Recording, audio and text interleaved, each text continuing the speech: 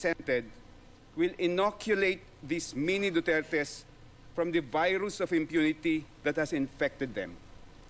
When they will see and hear the utter cruelty, the sheer brutality, in other words, the brazen inhumanity of the crimes committed by Mr. Duterte, and the humanity of those whose lives were violently taken, it will rekindle the embers of humanity that still remain in their hearts.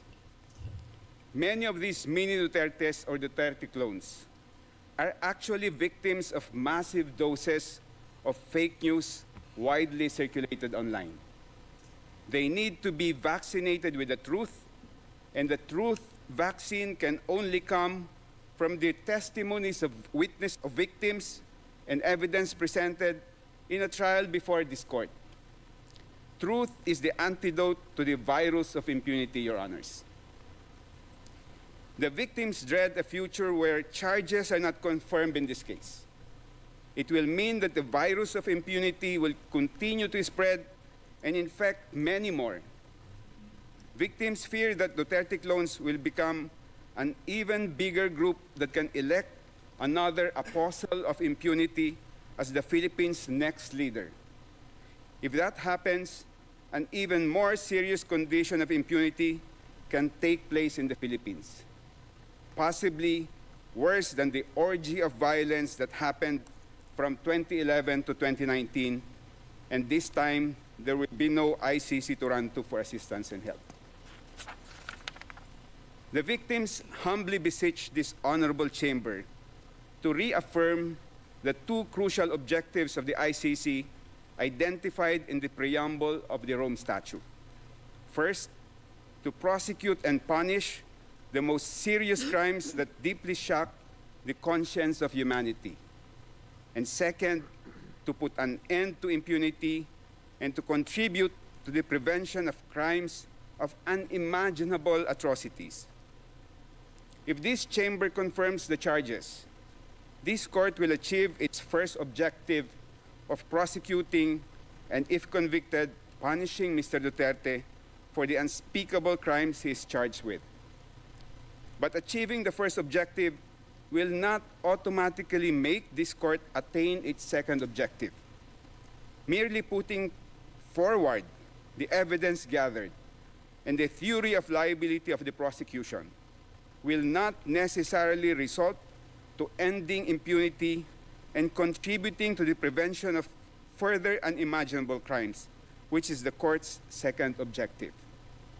This court should allow victims to testify, and the record of the proceedings must reflect the harrowing experiences of those impacted by the crimes. They are the humanity referred to by Article 7's framework of crimes against humanity. It is the view of the victims that this court must allow them to narrate the gravity, the cruelty, and the brutality. In other words, the utter inhumanity of the crimes masterminded by Mr. Duterte, so that the people who adore and idolize him, the people who have become disciples of impunity, will see for themselves the inhumanity of the suspect. For this to happen, the charges should all be confirmed. The virus of impunity that has spread all over the Philippines is very grave and serious, Your Honors. Imagine a leader like Mr. Duterte, who proudly and publicly proclaimed his aspirations of following the footsteps of Adolf Hitler when he said, quote, "Hitler massacred 3 million Jews. Now there are 3 million drug addicts. I'd be happy to slaughter them," unquote. And yet, he is worshipped by a huge number of Filipinos. In so many countries, you will need to hide your adoration of Hitler. Mr. Duterte flaunted it, and his fanatics are unaffected by it. Mr. Duterte has pronounced so many other horrible declarations meant to promote and encourage impunity, as it will be detailed tomorrow by my colleagues. And yet, he is idolized by a multitude of Filipinos. The defense will claim that he was merely bombastic and acerbic when he made these statements. But if he were merely being pompous and flippant, the people who were killed should be alive and laughing today at his supposed pranks and stunts. Mr. Duterte did not only order the mass killing of people suspected of being drug personalities, Your Honors. He smeared them with accusations of being rapists, murderers, and dangerous criminals. Mr. Duterte imposed an inflexible condemnation that if you are a drug personality, you are automatically a dangerous criminal who has engaged in unimaginable atrocities. The families of those killed did not only suffer the loss of a loved one, their families were even disgraced with being associated with a rapist, murderer, or dangerous criminal. Even after their loved ones were murdered, many families were subjected to deplorable injustices. Instead of gunshot wounds as cause of death in their death certificates, families were shocked to see pneumonia, heart attack, stroke, sepsis, and other false causes of death that were instead written down. Other families were charged substantial amounts. Some the impoverished families could not afford, just to retrieve the bodies of their loved ones from the funeral parlor who were suspected by the families of being in cahoots with the police officers. Some family members were even arrested and imprisoned by police officers on false charges and for the purpose of preventing them from complaining. In one particular incident, Your Honors, a young man and his common-law wife were sleeping in their shanty when men in civilian clothes knocked down the door to their house. The men dragged the wife out of the room. The husband was already surrendering, and he even started to strip naked to show he had no drugs or firearm on his body. He said in the Filipino language, "Sir, malinis po ako, maghuhubad ako, sir." Translation in English, "Sir, I am clean. I will strip naked, sir." Still without mercy, the men shot and killed him. After killing the husband, they arrested the wife and accused her with falsified and non-bailable charges. When the deceased mother and cousin went to the police station to find out what happened to the young man, because they were not in the scene of the crime when it happened, the two were also summarily arrested and charged with fabricated crimes. If the Honorable Chamber confirms the charges in this case, the witnesses and evidence will show that those who were smeared by Mr. Duterte before they were killed, they were inside their houses, sleeping peacefully with their families, eating meals with their loved ones, playing with their children, or hugging their wives. Others were merely walking along the street, having snacks at the roadside eatery, or plying the road, earning a poor man's living. They were all doing ordinary, peaceful, and plain human activities. Confirming the charges will restore the dignity of those who were killed and the honor of their families. The prejudice suffered by the families of those killed did not begin and end with the killings of their loved ones. Each killing set off a chain reaction that is continuously churning out a daily crucible of harm, damage, and loss. By masterminding the mass murder of mere suspects, Mr. Duterte has brought irreparable and endless harm to the families. An overwhelming majority of those killed were the sole breadwinners of poor families. These families were dependent on each day's wage for their daily sustenance. They were hand-to-mouth families. With the death of their breadwinners, the widowed spouses, a majority of whom are women, have had to take on the roles of two parents. On top of taking care of their children and maintaining the household, the widowed spouses now have the additional burden of being breadwinners for their families. Families have been driven to even far more serious destitution, Your Honors. The damage to the children is immeasurable. Their development and upbringing have been permanently compromised. They have been walking through life with one missing parental limb. Losing a parent under very dire economic conditions and under the most violent circumstances results in wounds that will never heal and that will absolutely render them handicapped for life. And then there's the indescribable anguish of parents who lost a child. No parent is supposed to outlive a child. Parents suffer a lifetime of grief when a child dies ahead of them, and the lifetime grief is unimaginably worse when a child dies under the most inhuman circumstances. The crimes masterminded by Mr. Duterte did not only affect individuals but whole communities. Across the Philippines, numerous urban communities of the most impoverished villages were scarred by the violence and abuses wrought by a lawless anti-drug campaign that further worsened the misery and trauma of residents in marginalized communities.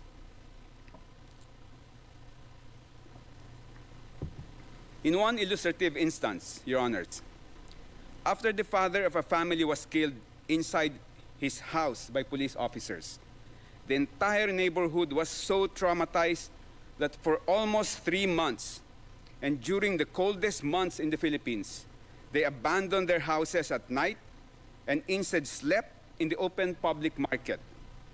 They did not feel secure inside their houses because there would be no witnesses if the police would just barge in and shoot at them.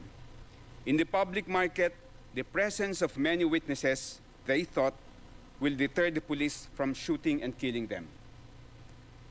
It is also the victim's view, Your Honors, that the charges should be confirmed because the resulting presentation of witnesses and evidence during the trial will force police and other law enforcement officers to confront the brazen depravity of the killing of civilians that they either personally committed or allowed to be committed during the Duterte reign of terror. In one operation, the police summarily killed 3 men, 2 brothers and 1 friend, in the very early morning. The police declared that the 3 were nanlaban. They fought back. But the neighbors saw otherwise. The whole neighborhood was so horrified at the macabre treatment of one of the fatalities. The bullet-ridden body of one of the 3 men was brought out from the 2nd floor window and dropped to the ground because the police could not bring the body out through the doorway. When the body hit the ground, the neighbors recoiled at hearing the body emit a cry, "Aray!" Translation in English, "Ouch!" The man was still alive when his body was thrown to the ground, and the police just left him to bleed to death. The trial will hold a mirror to the police force and compel them to see how they were turned into executioners and assassins, and their organization transformed into a gigantic criminal organization or turned into a killing machine by Mr. Duterte. The Philippine National Police and the drug enforcement agencies have not made any initiative to purify the corrupted minds of their officers and personnel to our knowledge. The trial in this case will be a tremendous teaching opportunity that can work to rectify the warped and depraved minds of Philippine security officers.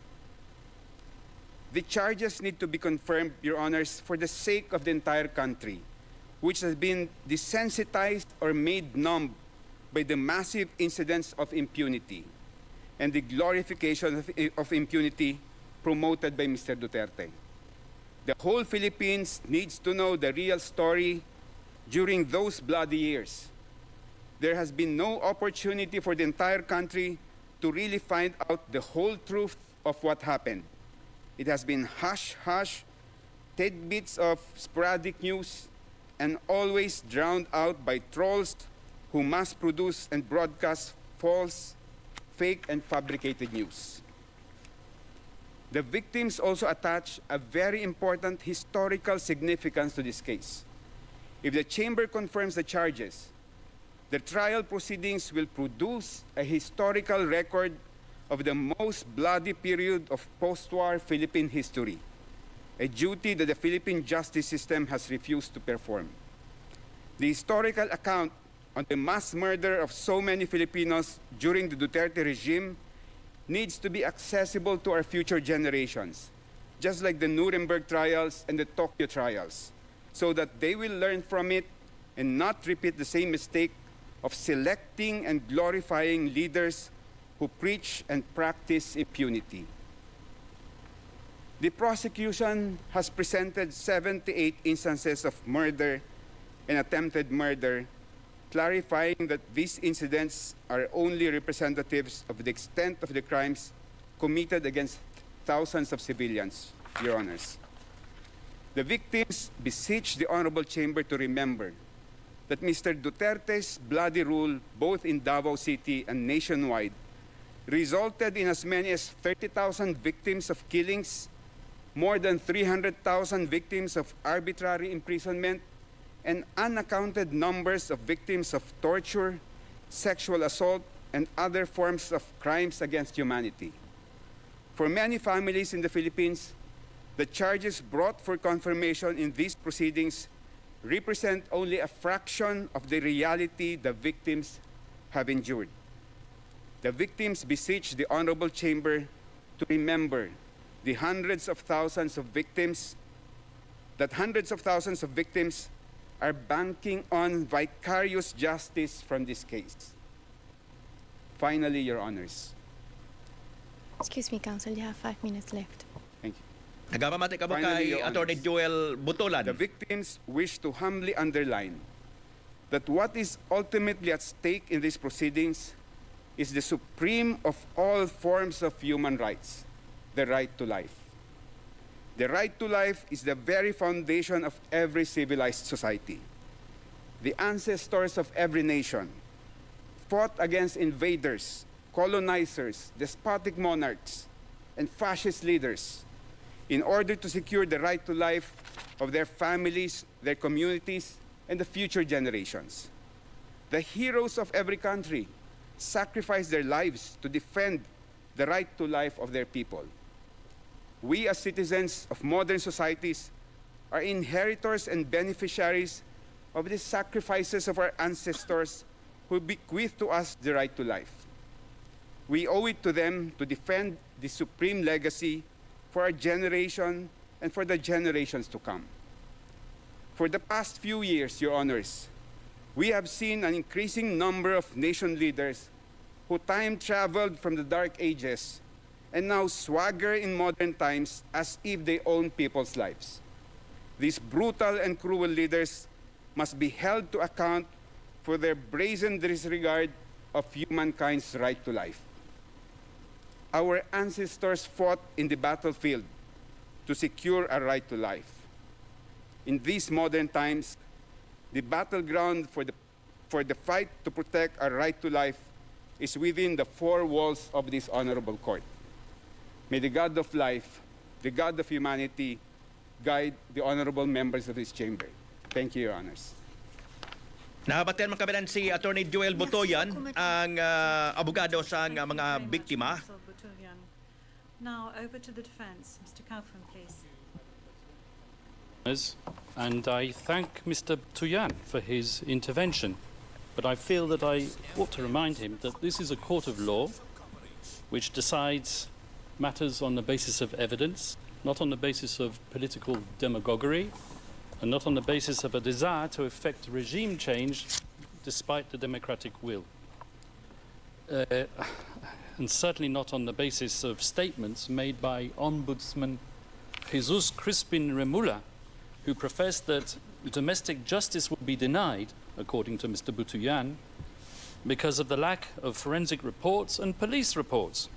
Now, I don't know which case Mr. Butoyan's metaphorical ship sailed into, but he clearly hasn't read the evidence. Whilst he was speaking, we examined the evidence, and out of that evidence, we found at least 35 reports substantiating 49 of the incidents which are mentioned in a document containing the charges. Your Honours, Rodrigo Duterte was and will always remain a unique phenomenon. His style of statesmanship was novel, and unpalatable to many. His expletives and hyperbole grated, while his honesty and wild popularity irritated.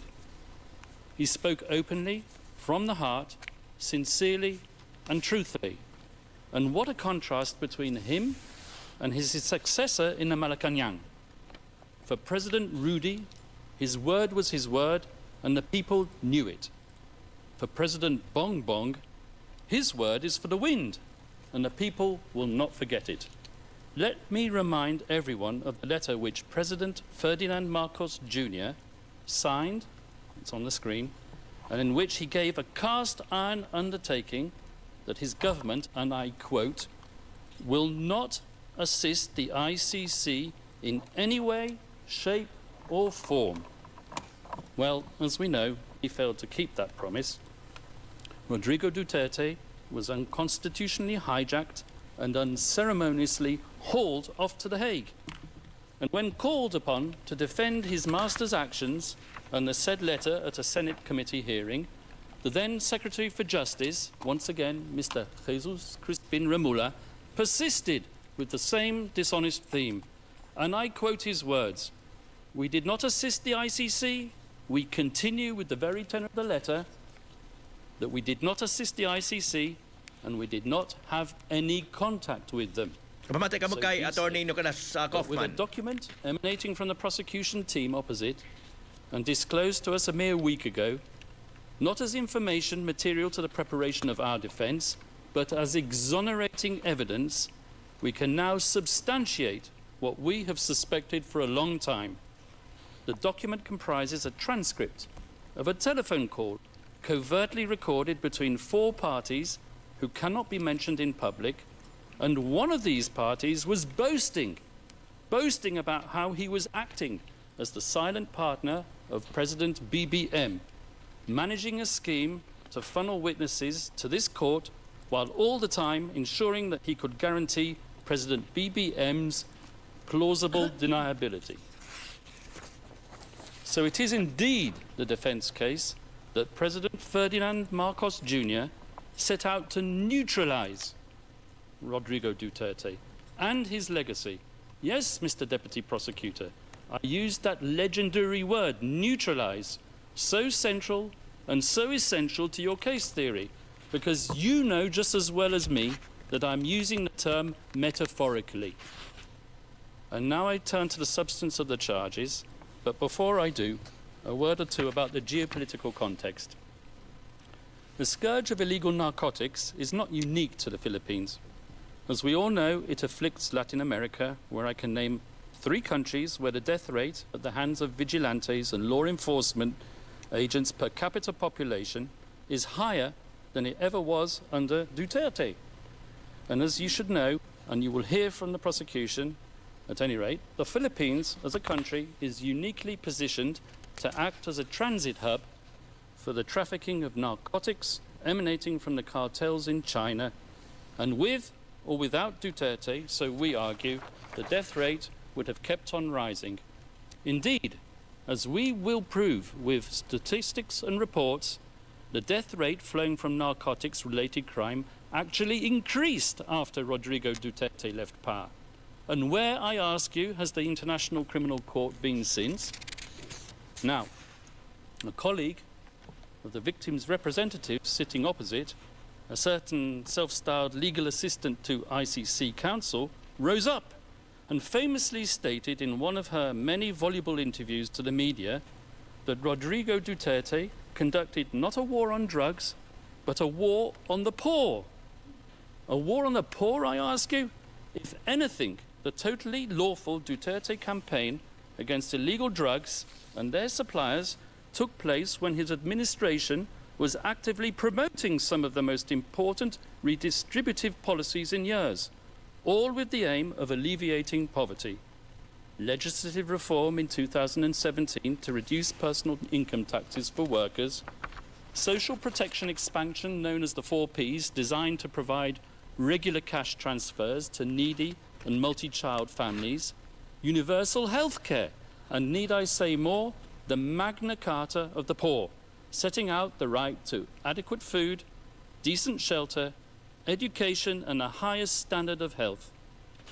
The fact that the majority of those who died as a result of drug-related crime were living in the most deprived areas is something which is endemic to every afflicted society. But can anyone seriously accuse this man, Rodrigo Duterte, who has lived such an openly frugal existence, of taking up arms against the needy?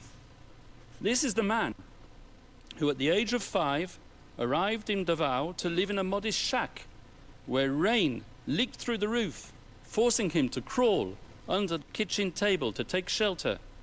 This is not the man born with a silver spoon in his mouth and groomed for the presidency from childhood. This is the man who was born to a lawyer and a governor who taught him discipline, values, and respect for the people by being one of the people. This is the man who, as president himself, shunned the luxuries and the privileges of high office, and like others before him, and even those after him, he slept not in the palatial grandeur of the Malacanang, but in Spartan quarters of his bodyguard's hut. His diet consisted not of prime cuts of imported Australian beef, but of dried fish and boiled rice. A man of simple indulgences, his pleasures were to be found not on the cocktail party circuit of Forbes Park, but on coastal roads where he roamed and cruised on his motorcycle, not looking for people to kill Mr. Prosecutor, but almost killing himself because of his love for speed. This is the man who paid and paved his way through law school, passing his bar exam in 1972, more or less on the same day as Marcos Sr.'s tanks were grinding and rolling their way through the streets after the declaration of martial law. And it was on that significant day that Rodrigo Duterte was exposed to the tyranny of oppression and the abuse of power by the elite. And he took a decision. On that day, he chose to devote himself to a life of selfless public service.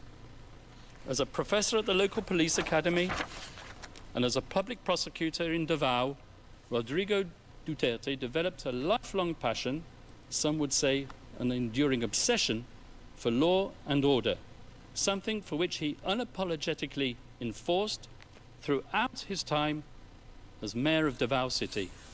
Not, as the prosecution say, through sowing murder and mayhem, but through winning the love, respect, and admiration of his fellow citizens. The very same citizens who continued to re-elect him time after time, term after term, on no less than 7 occasions over more than 2 decades. And throughout his 20 or so years tenure as the mayor of Davao, Rodrigo Duterte and his family transformed that city from an outpost of communist insurgency and criminal violence into what is now one of the safest cities, not just in the Philippines, but in the entire world. This was indeed the so-called Davao model, which the prosecution wants to persuade you was code for unbridled criminal violence. And this was the type of leader that the Filipino nation wanted in 2016.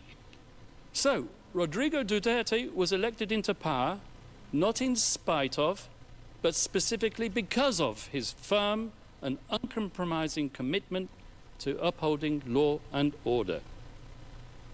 And after his election as president, Rodrigo Duterte remained a man of the people, without seeking to patronize the people. Gung-ho in his ways and with a belligerent tone, he spoke the tough tongue of the street, not the dissembling discourse of international diplomacy.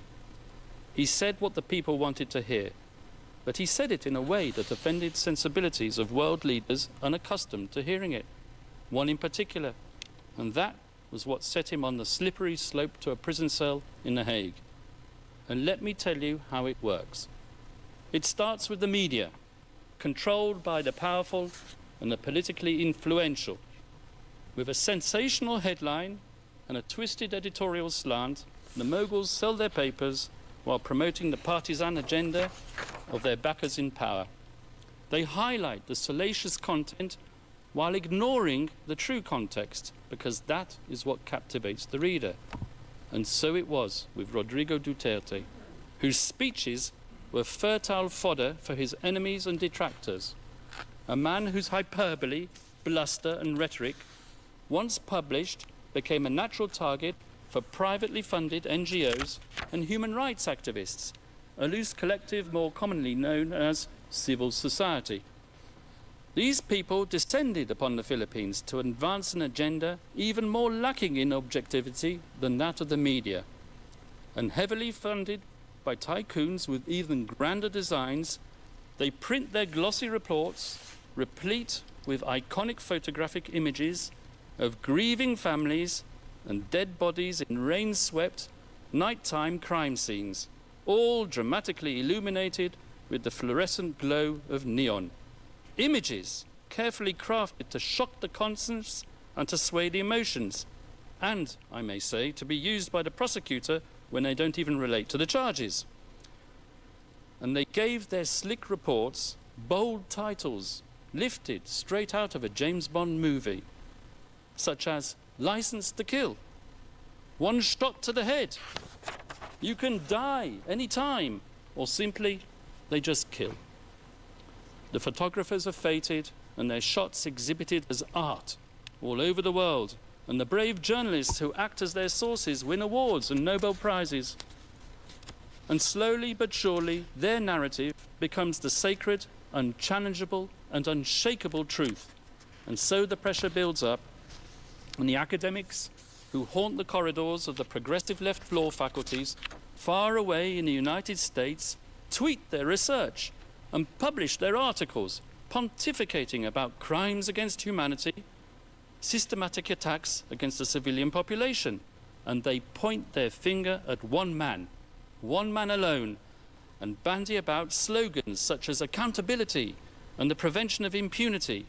They give their gratuitous advice on what should be done, sometimes academics who formerly worked alongside the prosecutor of the International Criminal Court.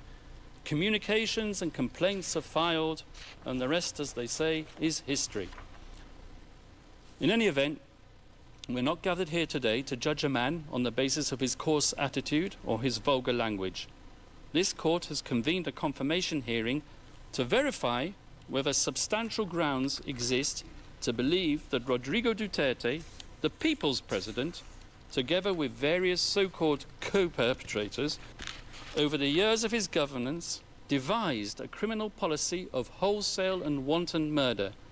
And since we are in a court of law, it is worth stressing, although I should not have to, cases are decided on the basis of evidence, not supposition, not rumour, not spicy gossip, and certainly not on the basis of political rhetoric and bluster. Because at the end of the day, were it not for those belligerent and controversial speeches, there would have been no impetus to bring the people's president to The Hague. And when the prosecution's evidence is examined, I would ask you to keep an open mind and to question not just whether that evidence has been selectively presented, but whether there exists evidence which the prosecution has failed to produce. And I say this with justifiable cause, particularly with respect to the Duterte rhetoric, as we will prove during the substantive part of our submissions. The notorious speeches on which the prosecution relies have been cherry-picked to suit its narrative, while ignoring the many other speeches when the former president tempered his bombastic language by clear reference to the principle of lawful self-defense. We, the defense, have read as many of these speeches as we can find.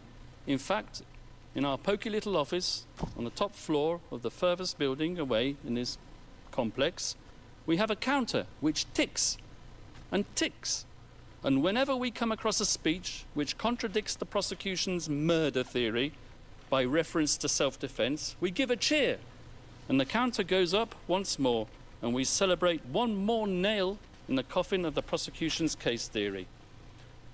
As the statistics stand as of today, in contrast to the 20 speeches on which the prosecution relies to prove incitement to kill, we have found 35 more which say the complete opposite. Let me give you two examples from the very speeches that the deputy prosecutor himself cited today. Let's refer first of all to the famous Pietà speech, which the Deputy Prosecutor referred to. So, this is what the Deputy Prosecutor said. Those of you who are still sober, those who haven't tried illegal drugs, if you don't want to die or get hurt, don't rely on the priests, including human rights advocates. They won't be able to prevent deaths, and so it goes on. But if we look further on in the very same speech, something which maybe the Deputy Prosecutor didn't do, this is what he had to say. To our police officers and other officials, do your job, and you will have the unwavering support of the Office of the President. I will be with you all the way. Abuse your authority, and there will be hell to pay, for you will have become worse than criminality itself. Well, there you are. You have it straight in your face. 𝐋𝐈𝐕𝐄, exonerating evidence within what is claimed to be the prosecution incriminating evidence. I won't take up my time by showing you the second speech, but there is one. If I have time at the end, I will show it to you. So if you add to that another 10 speeches out of the 20 speeches on which the prosecution rely in its document containing the charges, after all, we are in a court of law and we rely on evidence. And what is the evidence that's produced of these speeches? 20 of them. 10 of them, I submit, and we will show this in the substantive part of our submissions, contain exonerating evidence which support the defence case theory. In other words, if you add the 10 which we've identified in the prosecution's 20 to our total of 35, we come to 45 speeches versus 10, which we say support the use of force only in self-defence. That is 350% more speeches in favour of our defence and 354% more reasons not to confirm the charges. And you can bet your bottom dollar that at the end of today's proceedings, either the victim's self-styled legal assistant to ICC counsel or a prosecution intern will be tasked with scouring the web, looking for the means to prove Kaufman wrong. And I will declare it, and I'll declare it loudly and clearly, as if the prosecution didn't know it already. It's not enough to state that since the former president made those extremely inflammatory statements and deaths occurred, that he must, as a matter of course, be criminally responsible for those fatalities. At this stage of the proceedings, the prosecution needs to show substantial grounds to believe that the former president actually desired and foresaw that people would be killed as a result of his incendiary language. For the prosecution to assert that Rodrigo Duterte hoped for deaths to occur or was recklessly indifferent as to whether deaths would occur, which he was not, that's insufficient. So once more for the record, Rodrigo Duterte's language was aimed not at suspected drug pushers as the prosecution would have it, but directly at those poisoning society with their substances, and not, I stress, with lethal intent. His rhetoric was calculated to arouse fear and obedience, to instill fear in their hearts, and to inculcate a respect for the law in their minds. Nothing more, nothing less. That was his intent, and it was not criminal. And as many of these drug pushers demanded to enter prison, I remember seeing the images on the television, lining up to surrender and to enter prison. Now, I challenge my colleagues opposite to prove otherwise, because as we all know, in a criminal process, the burden of proof is on the prosecution. They brought this case and they need to prove it. Rodrigo Duterte need not convince the world of anything, and that is to his fortunate advantage given his current medical condition.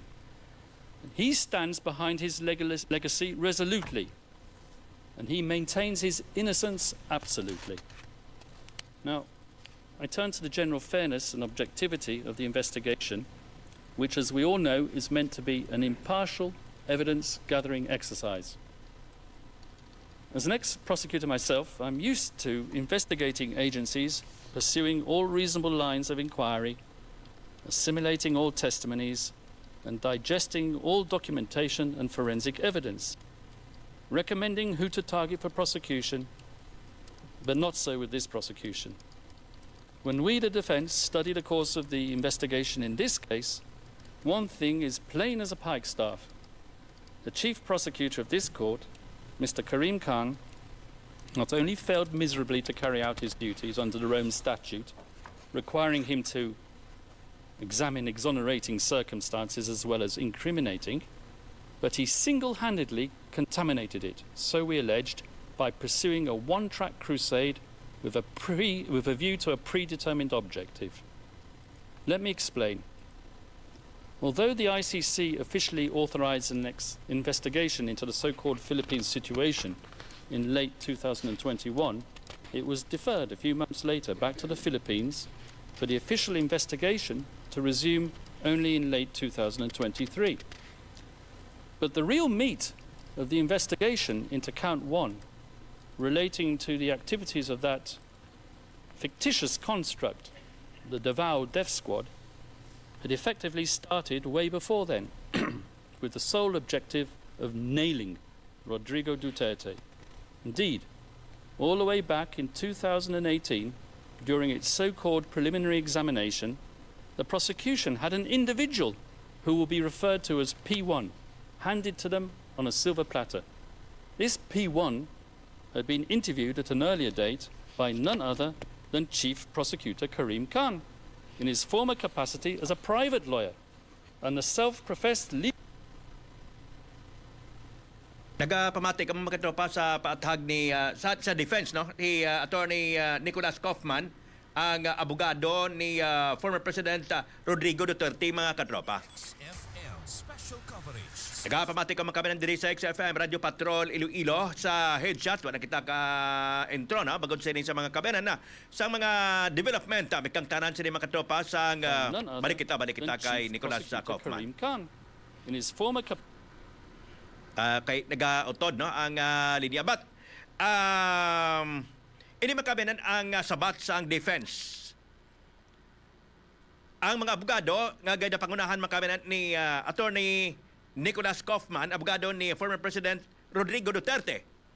Number 1, ginambal niya nga ining mga ginpanglawag ni attorney Butoyan, Joel Butoyan, amo ni ang abogado nga nagarepresentar sa mga biktima sa ganiligar man kami nga napatay during drug war ni former President Rodrigo Duterte.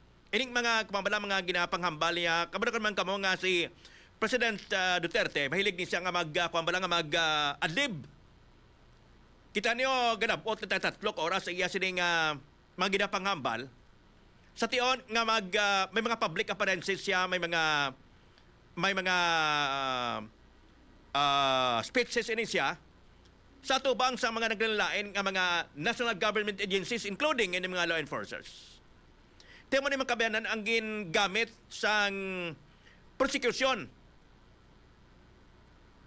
nga mga dokumento kag mga ebidensya nga nagapakita makabayanan nga kuno bangod sini sa ginako ni former President Rodrigo Duterte sa iyang nga mga speeches nga ining permig kayo di ba mo na permig mabatian niyo sa speeches niya.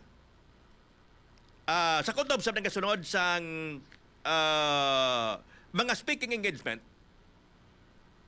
ni former President Rodrigo Duterte sa mga tinion. Temo ning magin pang presentar mga kabinan nga mga ebidensya sang prosecution. Pagi kay Attorney Joel Butoyan.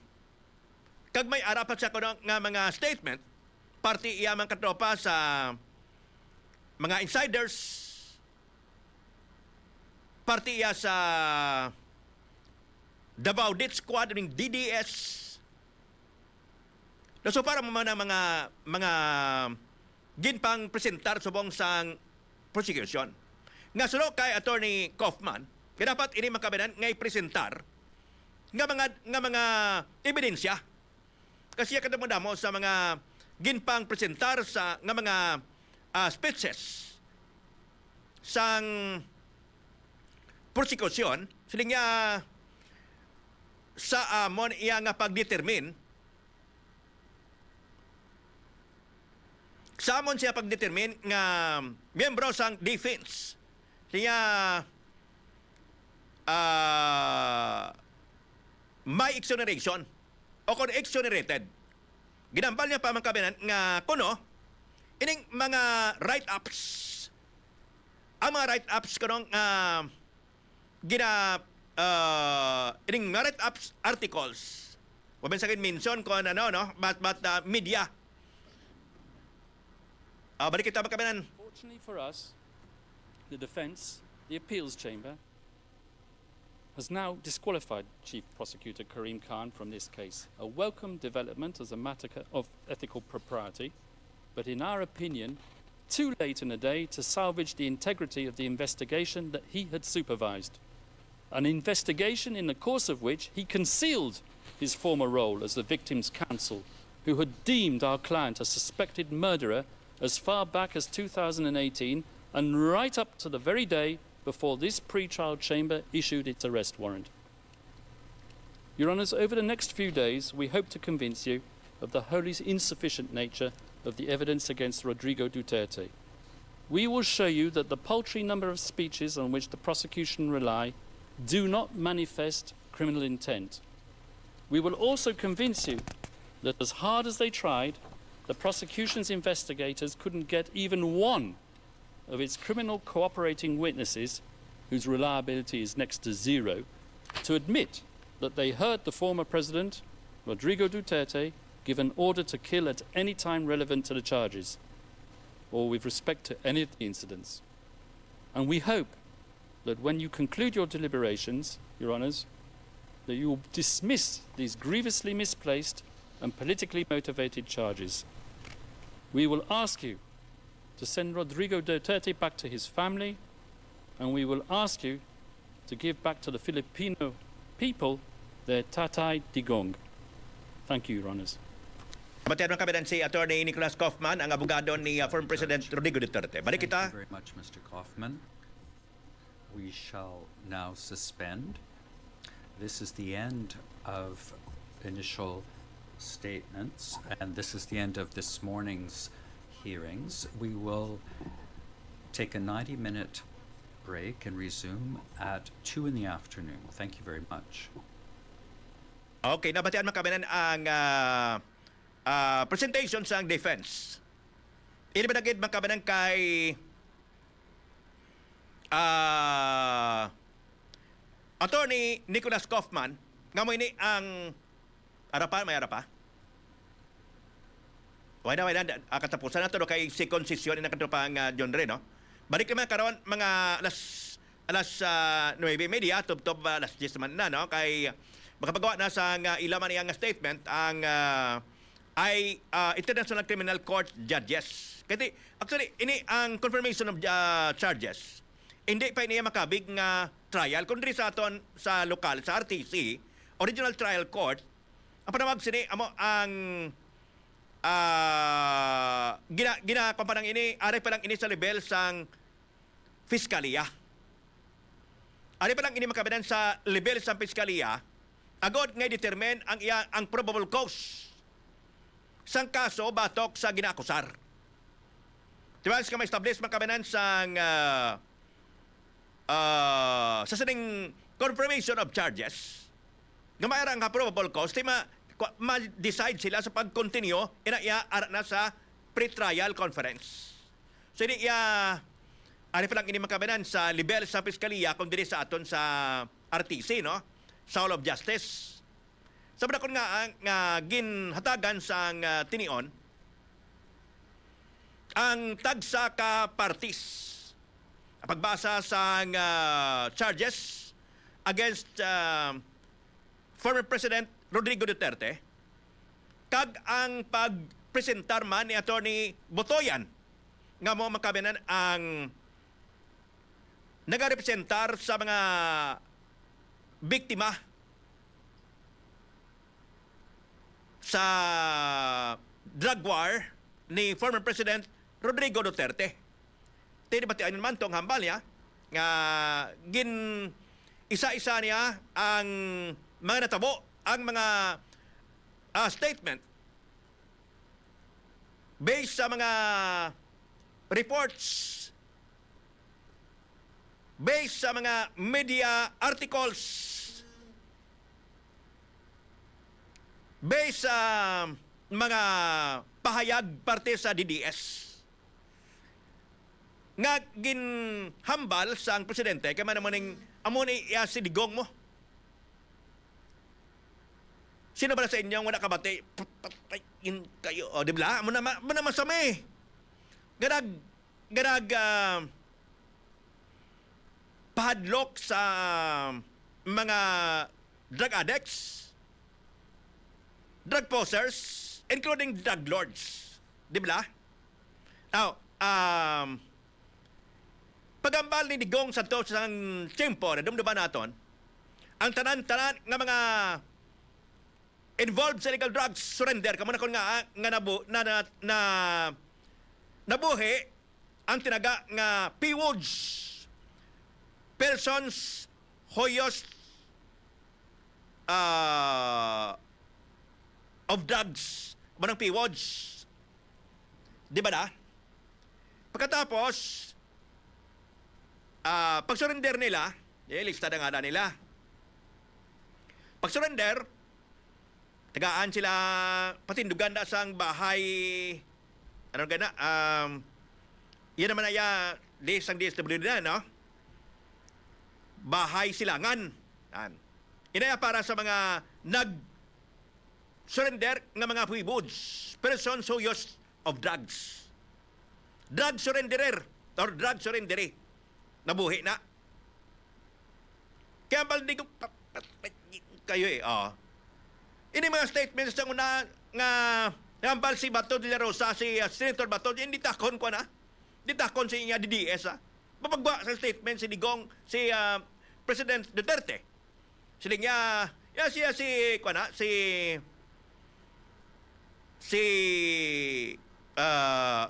Bato de la Rosa. Yung membro sa DDS na, tina makabinan ang mga statement sang ni Duterte, amo inaanggin pang submit sang defense o kon sang prosecution.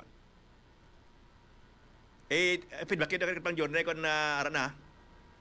Gin-submit sang prosecution, nga nagapayag sila nga bangod sila sa mga balita kag mga na-interview nila nga mga insiders.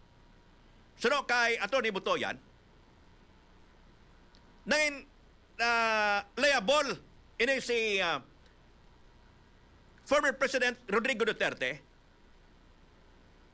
sa pagpamatay, sa mga ginaanigar nga pagpamatay, sining mga nagpayag mga kabinan nga kuno hindi sila ang napatay o kung ginpapatay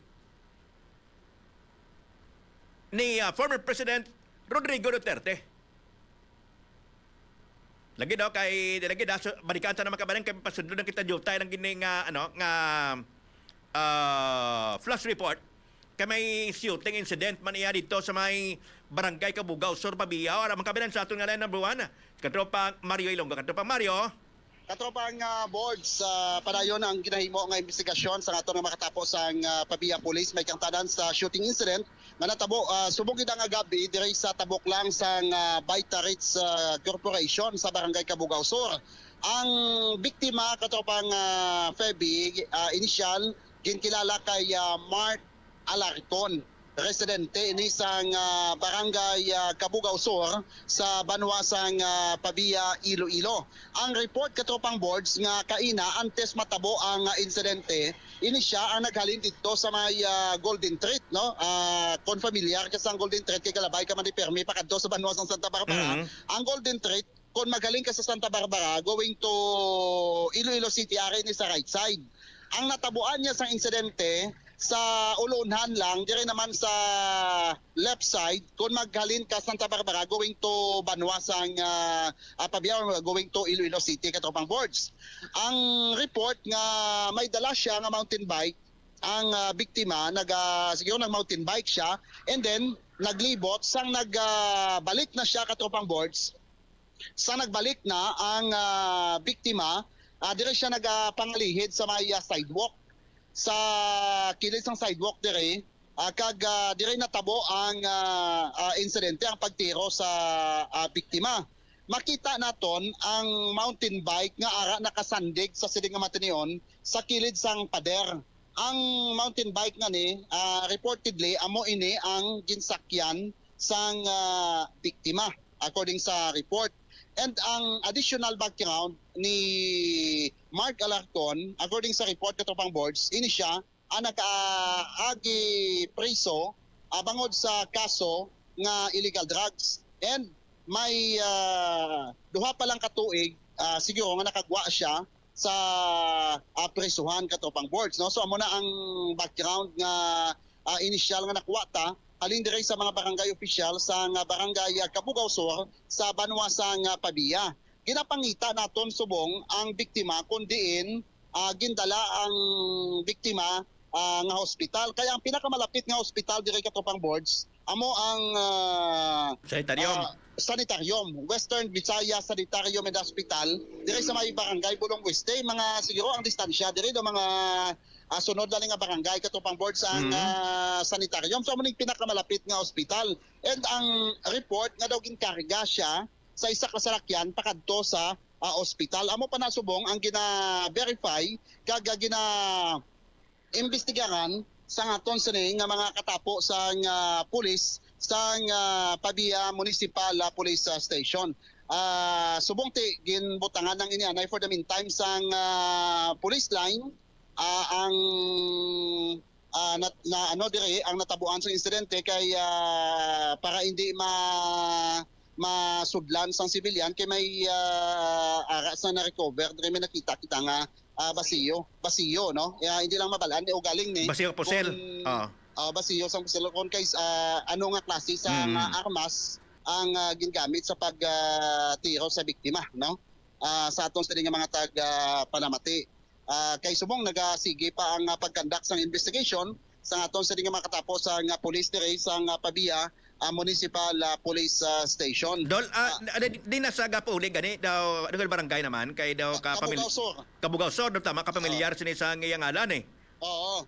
Ti kilala gid kay taga dire bisan mga barangay officials nagamuno dire sa aton kung anong background niya sa Katropang Boards. Si Katropang Romel kay ina ay ipasa ko ba Katropang Romel kay nagtabok to siya kay ina sa piyak nagpamangkot sa gwardiya sang isang Baytarets kay tabok lang nimo. Tabok lang gid Katropang Boards. Ipasa ko sa imo si Katropang Romel. Okay, nagapamati ka makabanan sa kay Katropang Mario Ilonggo, Katropang Romel Paclibar, may kagtanan sini makabanan sa shooting incident kag ang biktima kaagi priso ni sa bangod sa illegal drugs sa mga Katropang Romel.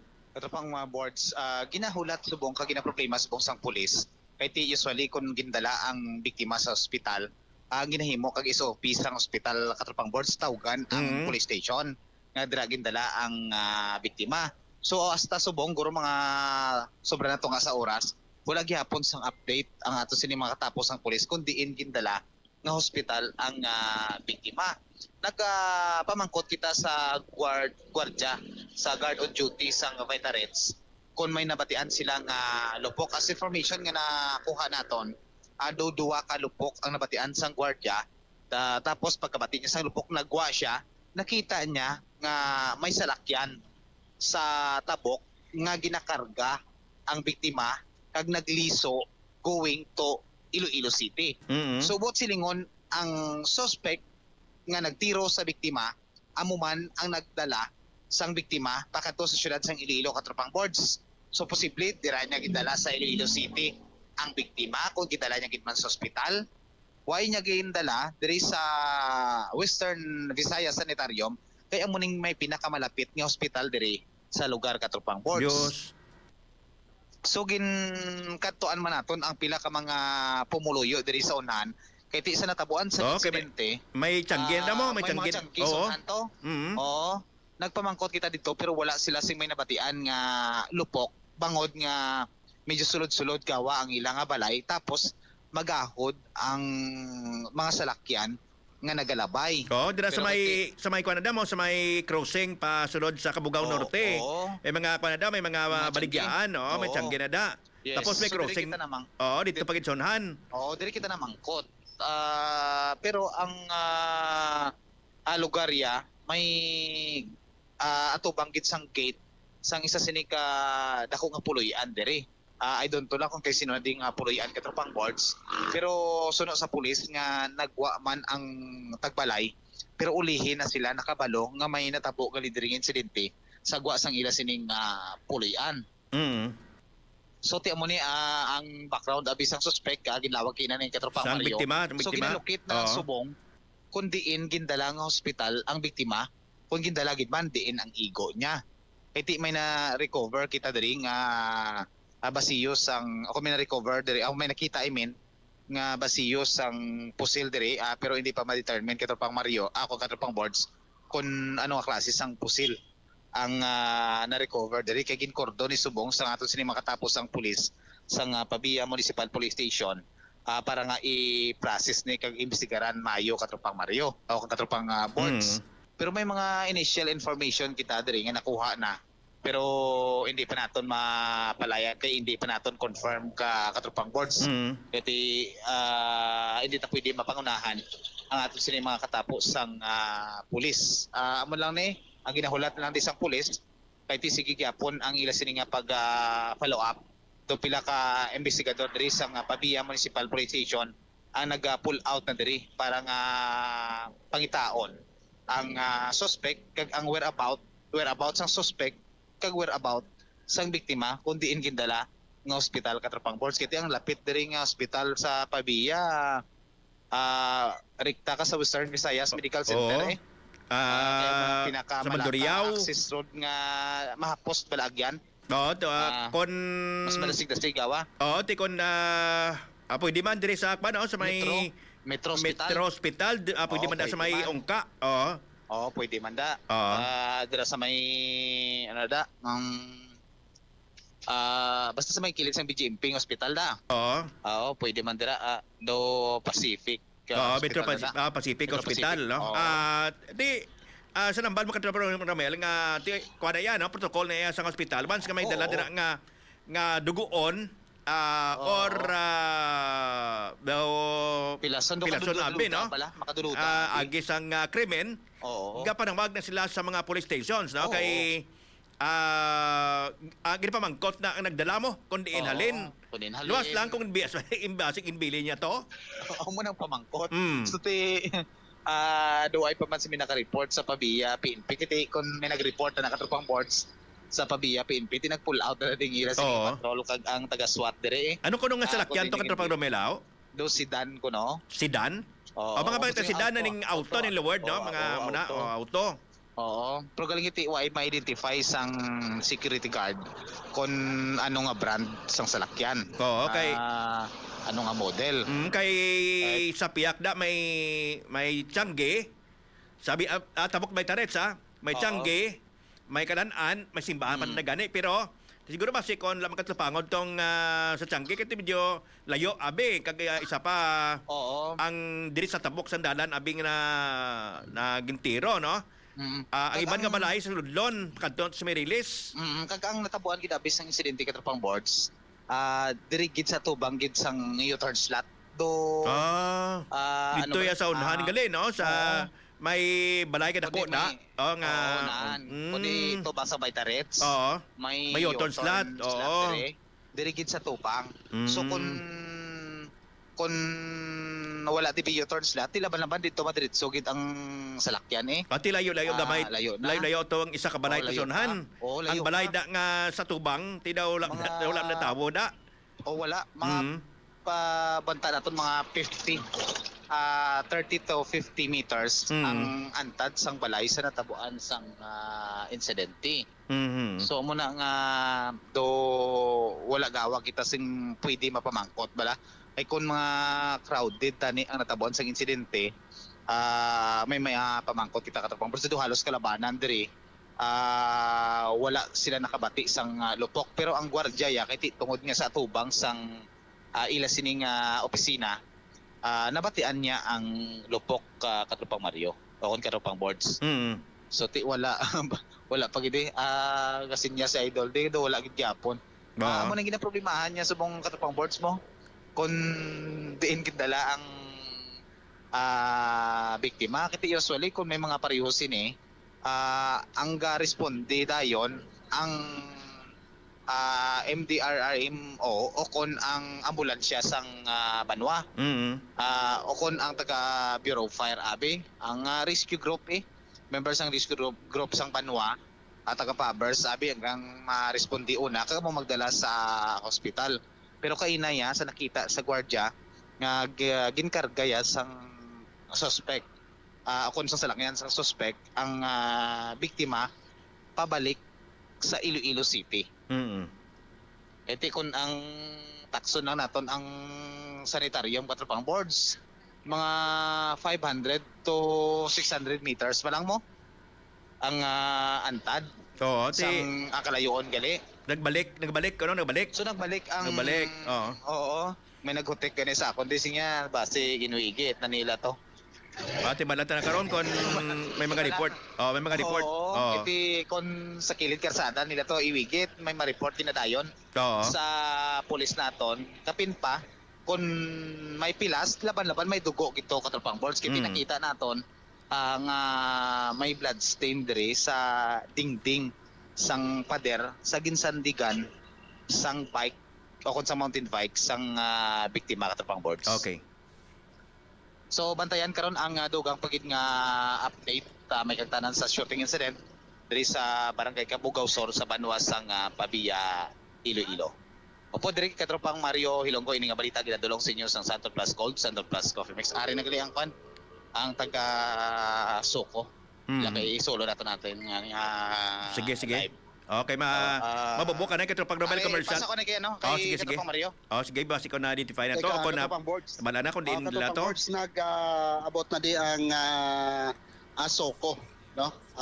Nga mag-conduct sang investigation, i-process ang crime scene sa sining mga tiniyon. Bago lang nag-abot ang Soko, katropang boards. So siguro depende ni kung ano ang mga resulta sa investigasyon sang Soko diri sa crime scene. Although nga may nagwa ang ngalan nga ginlawag naton katropang boards base na sa ginrelay man nga information sa halin sa mga barangay officials sang barangay Kabugaw Sur. Pero Ginaligar katropang Mario. Yes. Si ano ka itong ngalan niya? Ang ginambal sa mga tao da anong kanong ngalan niya? Mark Alarcon. Mark Alarcon, no? Pero subject to be confirmed. Yes. Kon basta ang hambal sa mga tao daw pulo pariyo ang yung profile kay Mark Alarcon. Pero depende Subject to be confirmed, no? Yes. Kasi sinabi na ng Mario nga hindi ka kilala si iya kon nagadra siya taga Kabugaw. Tumandok siya. Kay Kabugaw Sur halinda sa lugar kay na sa may Baytarets pakadto na to sa may eskwelahan Kabugaw Sur na. Yes. Tiyan mo na kilala kung sa kilala gid katupang boards. Galing kiti again iway lang ugaling sang may ma-confirm gid no kay base sa base sa description lang. Dapur paniho kay Mark anong full name niya? Mark certain Mark Alarcon lang, no? Pero pariho ang profile, no? But mabalaan ta na karon kon mabalaan na kun diin siya gindalang hospital. Pero sigurado nga hindi sa Western Visayas Sanitarium Hospital. Kay Nagbalik mo? Oo. Yung karga sa auto, din ning butang taman, din laging taman. Buta balon nga may nagkarga sa iya. Kaya kon driver guro nga driver guro nga magpanaog pa sa auto kay ibutang sa likod. Siguro budlay, no? Budlay, siguro katupang boards. According nga sa gwardya sang Baytarets nga ang nagtiro, amo man ang nagkarga siya kag pabalik. Ati ba si kon TL lang tuigo niya kay nga wala mabalaan. Kay budlay to nga kon tumba siya. Oo. Akwaton niya kay sulod sang auto. Di ba si kon TL lang tuigo ya katong Mario? Mo gani. Oo. So depende karon kato pa boards una to natunta ang investigation sang SOCO may kang tanan sa siring nagluntad nga insidente subong gabi. So live report diri sa Barangay Cabugao Sur with katropang Romel Paklibakin nga balita ang nadulong sa inyo sang Santon Plus Gold Herbal Capsule, Santon Vitamin C, Santon Plus Coffee Mix, Vision X Plus Premium D3 kag Turbo Dietary Supplement for Men. Para sa XFM 100.7 Iloilo, ini si Mario Hilonggo, XFM News. XFM Flash Report. Dapat man kabanan si katropang Mario Ilonggo, katropang Romel Paglibar. Now, pwede nato ni maangot sa atong diskusyon, no? Ti si Attorney Kaufman naghahambal. Yati siya inang mga ginapangambal iya siya sa presidente na ang kalabanan siya ni former President Duterte. Siya kalabanan siya gin pangambal dahil sang prosecution sila nga exoneration or exonerated daw sobra bala ko no. Di karon iangon tabi no. For the sake lang abis ng diskusyon.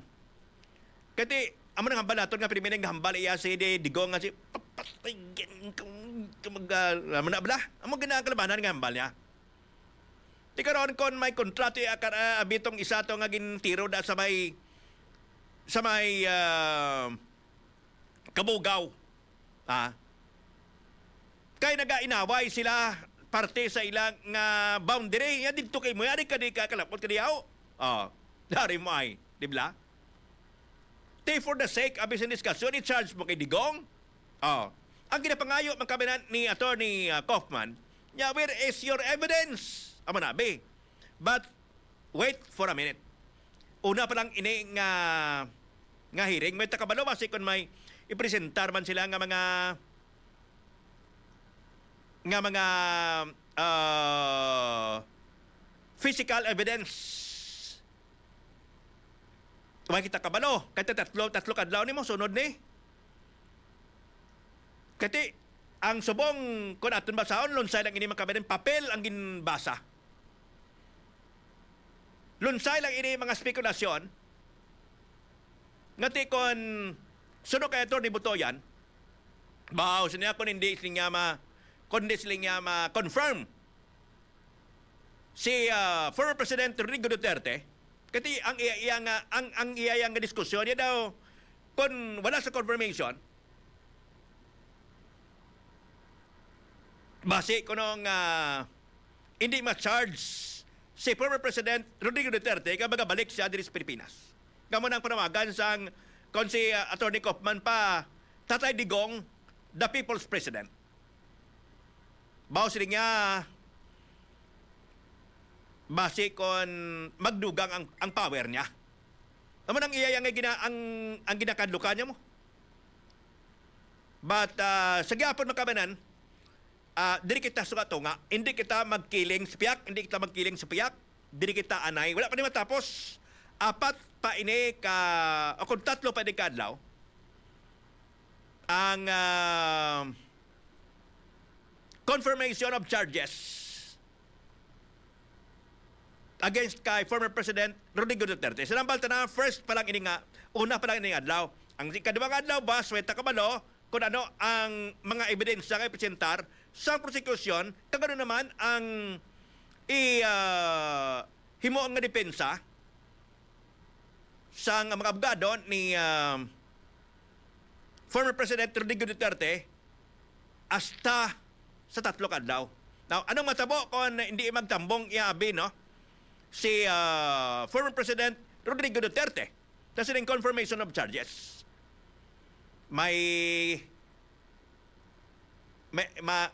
Ano ba da? Pagwadayan ba da sang ilang nga desisyon ang mga judges naton sa International Criminal Court? Ano ang process? Anong process after nga tula siya magtambong? Wala yung gina kung si President Duterte pa, wala yung gina-acknowledge siya mo. Ang ICC, but hindi ba na ang pagtambong sa iya abogado may consent bala sa iya? Naman yung pamangkot eh. Di ko nagtambong ka ng daya, well, sinong ginipresentar mo? Di ba? Ano ina ang ginarepresentar mo? Inang ginabasa mo nga defense? Defense ba na ina sang ginakusar? O kung defense lang, personally, sining mga nagtindog ko, no? Nga abogado, nga si Nicholas Kaufman. If ining abogado man kabinan, nga si Nicholas Kaufman, nga mong lead counsel, ginaknowledge ni former President Rodrigo Duterte, di pa rin man nagyapon nga nag-represent sila sa kay President Rodrigo Duterte. Balikan sa naman kamanan kay may kita nga ipagbaan ng mga commercials, kaya naman kita makapagbawa sa commercials. Pagod sila makamanan sa mga ginahulat kinabi sa aton mga kultura, no?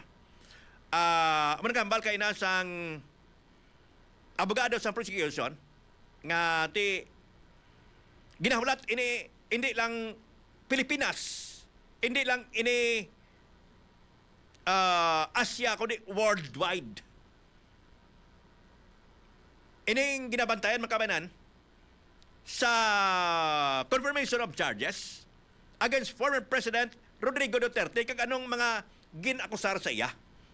Kag anong mga ebidensya nga ginpresentar makabanan sang prosecution nga makabig naton nga daw mabugat abi nga pagabasihan sang ICC judge nga madoktan o kung mangin makonvict ang anay presidente sa sining kaso nga gina-akusar sa iya, may kang tanan magkabanan sa ginalegar nga napatay sa drug war sang mayor siya sa Davao, kag nagpresidente siya, santo sa mga ginpresentar, nga ebidensya sang prosecution sa iyang mga statement. Ang oras na makabanan sa XFM, Radio Patrol, ILOILO, alas 8:23 na. Ang ining programa, gadulong sa inyo sang Santon Vitamin C, Santon Plus Coffee Mix, Santon Plus Gold, Herbal Capsule, Premium D3, Visonex Plus, kag Turbo, Dietary Supplement for Men. Katropang genre. XFM. XFM. Yes, to help! Ikaw ba ay may iniindang karamdaman? Ano ba ang dahilan kung bakit tayo nagkakasakit? Ano ba ang gagawin para maiwasan ang mga karamdaman? Ating pakinggan ang programang The Secret of Health. Ating pakinggan ang ating Doctor of Naturopathy. Welcome sa programang The Secret of Health. Ito po ang inyong bantay kalusugan, Dr. Remilito Oy. Maghahatid po muli ng mga kaalaman at sikreto kung papaano mapapangalagaan na malusog ang ating katawan. Atin po munang pakinggan ang mga iilang sikreto sa ating mga kababayan kung paano nila napapanatili ang malusog na katawan. Sample Plus Gold. Ako si Arthur. Hilig ako sa mga matatabang pagkain sa benta ng bisyo. Kaya siningil ako ng katawan ko. Ayun, high blood na pala ako. Kaya nang nirekomenda sa akin ng Santon Plus Gold, sinubukan ko at inaraw-araw ko siyang inumin. Simula noon, magaan ang pakiramdam ko. Okay ang paghinga ko at di na sumasakit batok. Sample Plus Gold. Mabibili sa mga butika. Ang sikreto ni Sir ay araw-araw umiinom ng Santon Plus Gold. Sa pag-inom ng Santon Plus Gold, nawala ang mga hindi kanais-nais na sintomas ng pagtaas ng presyo ng dugo. The Secret of Health. Ano nga ba ang mayroon sa Santon Plus Gold na nakakatulong upang mapanormal ang blood pressure? Ayon sa pag-aaral, ang Santon Plus Gold Herbal Capsule ay nagtataglay ng mga bioactive compound na tumutulong sa normal na pagdaloy ng dugo sa ating katawan. Kabilang na dyan ang bioactive compound na is-allelcysteine. Ang pag-inom ng mga supplement na nagtataglay ng bioactive compound na meron sa Santon Plus Gold ay pinaniniwalaang nakakapigil sa pagkakaroon ng corona coronary artery disease, isang karamdaman na nag-uugnay sa pagtaas ng presyo ng isang tao. Karagdagan pa sa benepisyong hatid ng bioactive compound na SAC or is-allelcysteine na masusumpungan sa Santon Plus Gold ay ang kakayanan ito na i-regulate ang production ng isang klase ng hormones, ang angiotensin, na responsable naman sa pagpasikip ng mga daluyan ng dugo na nagdudulot ng pagtaas ng presyon ng isang tao. The secret of health. Huwag hayaang manatili na mataas ang presyon ng iyong dugo dahil ito ay maaring pagmulan ng malalang komplikasyon. Uminom araw-araw ng Santon Plus Gold Herbal Capsule. Vision Next. Marami na ang natulungan. Mag-iisang buwan na, masyadong maraming liwanag ang aking nakikita. Kapag nasa kalsada at kapag nasa traffic, sabi ni Kuya, sign daw yun ng may astigmatism ako. Kaya sinubukan kong uminom ng Vision X Plus Capsule. Napansin ko, after 3 weeks, ang maganda ng paningin ko. Nawala na yung mga anino ng liwanag kapag gabi. Aileen nga pala, 27 years old, from... Vision Next. Epektibo. Subukan mo rin. Vision X Plus. Mabibili sa mga butika. The Secret of Health. Kabilang sa sakit ng puso at problema sa kidneys, ang hindi nagagamot na mataas na presyo ng dugo ay maaari ding makakaapekto sa iyong paningin at humantong sa sakit sa mata. Ang hypertension ay maaaring magdulot ng pinsala sa mga daluyan ng dugo sa retina, ang lugar sa likod ng mata kung saan nagpopokus ang mga larawan. Ang sakit sa mata na ito ay kilala bilang hypertensive retinopathy. Ang pinsala ay maaring maging malubha kung ang hypertension ay hindi nagagamot. Upang makaiwas sa hypertensive retinopathy, isabay ang Vision X Plus sa pag-inom ng Santon Plus Gold. Ang Vision X Plus ay may taglay na vitamin E na tumutulong upang ma-neutralize ang oxidation ng mga selula sa mata. Ang Vision X Plus Soft Gel ay mayroon ding beta-carotene na kino-convert ng ating katawan into retinol na nakakapagpatibay ng mga maliliit na daluyan ng dugo sa ating mga mata. Santon Plus Coffee Mix. Ako si Janine, gusto ko talaga ang Santon Plus Coffee Mix kasi hindi ako nakakaramdam ng palpitations. Di katulad ng dati kong kape, kaya mas hiyang ako sa Santon Plus Coffee Mix. Santon Plus Coffee Mix. Kape na, gamot pa. Mabibili sa mga butika. The secret of health. Alam mo ba na ang pag-inom ng healthy na Santon Plus Coffee Mix ay nakakatulong din sa pagpapanormal ng presyon ng dugo? Ayon sa isinagawang isang clinical trial na nilahukan ng mahigit 300 mga partisipante na nagkakaedad ng 35 anyos hanggang 64 anyos, nakitaan ng kapansin-pansin sa pagbaba sa kanilang blood pressure sa loob lamang ng 12 linggo ng pag-take ng mga product na may suya tulad ng Santon Plus Coffee Mix. Ang bioactive compound na isoflavones na matatagpuan sa ating Santon Plus Coffee Mix ay nakakapagpababa ng overall rest sa cardiovascular system sa pamagitan ng pagsasagawa ng mahalagang anti-hypertensive at anti-atherosclerotic effect nito sa katawan. Para alta presyon ay maiwasan at masolusyonan, ugaliing uminom ng Santon Plus Gold araw-araw. Vision X Plus para maiwasan ang komplikasyon na hypertensive retinopathy at siyempre ang napakasarap at napaka-healthy na Santon Plus Coffee Mix. The Secret of Health. Ito po muli ang inyong bantay kalusugan, Dr. Remilito Oy. Hanggang sa sunod nating talakayan sa programang The Secret of Health. Maraming salamat sa pakikinig sa programang The Secret of Health. The Secret of Health. Yes to health! XFM. Ang boring ba ng buhay mo ngayon? Baka tipong sumali sa laro. Subukan natin kay liligaya. Kaibigan mo kahit saan anong oras. Madaming laro, sure ako na di ka mababagot. Yes sir, so winner tayo. Yes ma'am, so winner panalo. Sa ikot ng ruleta, ka mabago ang buhay mo. Yes sir, so winner tayo. Yes ma'am, so winner panalo. Sa pag-ikot ng litra, may chance na makuha ang swerte mo. Yes sir, so winner tayo. Yes ma'am, so winner panalo. Sa ikot ng ruleta, baka magbago ang buhay mo. Yes sir, so winner tayo. Yes ma'am, so winner panalo. Sa pag-ikot ng litra, may chance na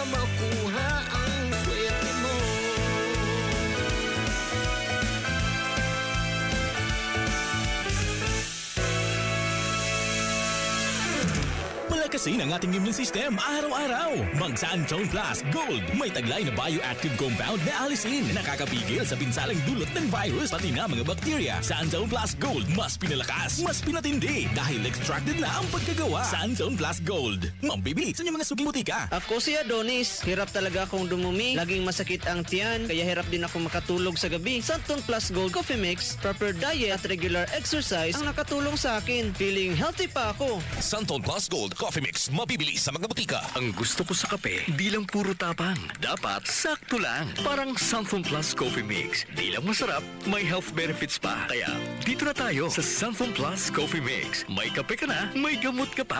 Santone Plus Coffee Mix. Mabibili sa mga butika. Pananakit at panglalabo ng mata na sinabayan ng pananakit ng ulo at nasusuka? Baka glaucoma na yan. Isang problema sa mata na nagdadala ng panglalabo, pananakit, pamumula at pagkabulag. Mag Vision X Plus Soft Gel Capsule. Vision X Plus Soft Gel Capsule. Ang Soft Gel Capsule na sadyang ginawa para sa mata. Taglay nito ang epektibong potent antioxidant tulad ng lutein, zeaxanthin, beta-carotene at vitamin E na nakakatulong maiwasan ang glaucoma, cataract, iridio at iba pang problema sa mata. Vision X Plus Soft Gel Capsule. Mabibili sa mga butika.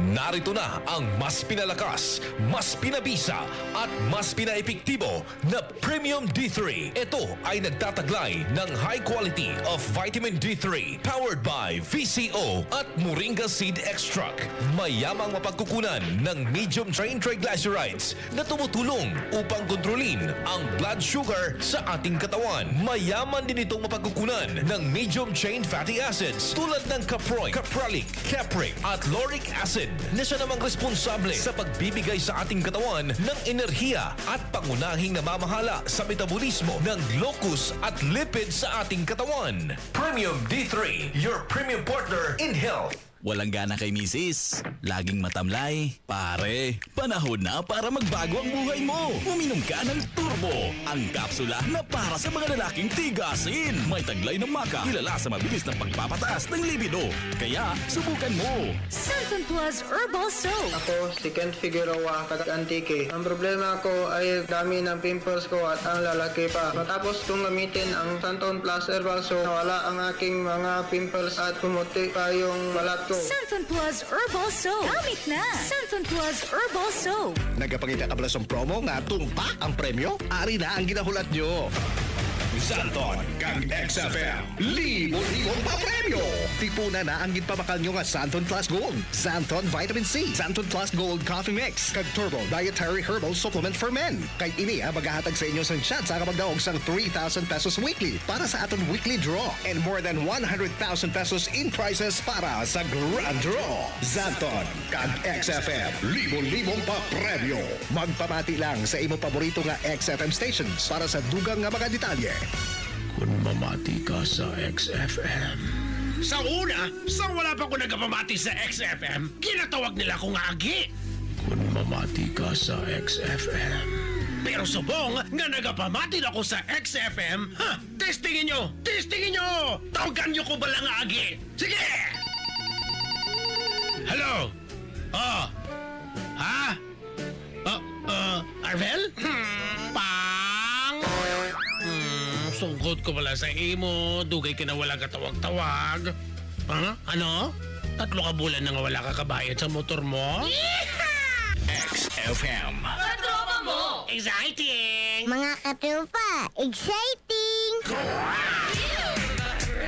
XFM. XFM.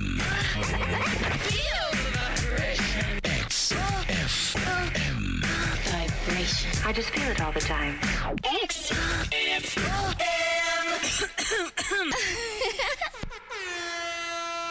Ang oras sa XFM Radio Patrol Iloilo las 8:35 na mga katropa.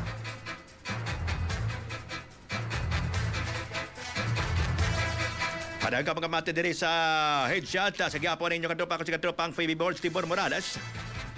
Kinapla kita ni katropang John Revertes. So ay kita makakawa sa mga balita sa aton news center. Mahal pa sa labi natin ini ang partiya sa special coverage sa XFM. Sa confirmation hearing, may kaangtanan makabalan sa kaso nga gin-file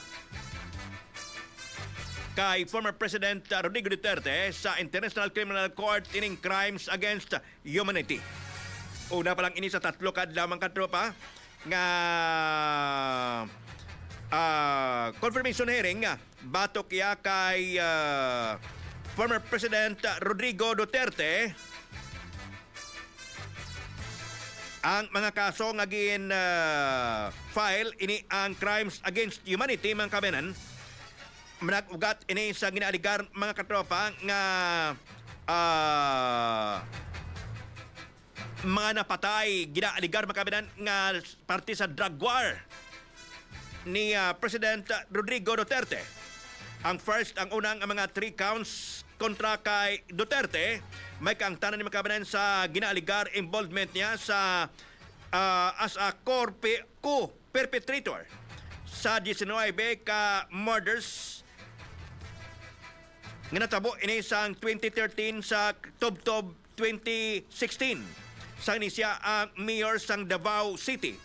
Ikaduha makabanan ang 14 ka mga napatay nga gitawag nga high value targets sang 2016 kag 2017 sang inisya ang nangin presidente na.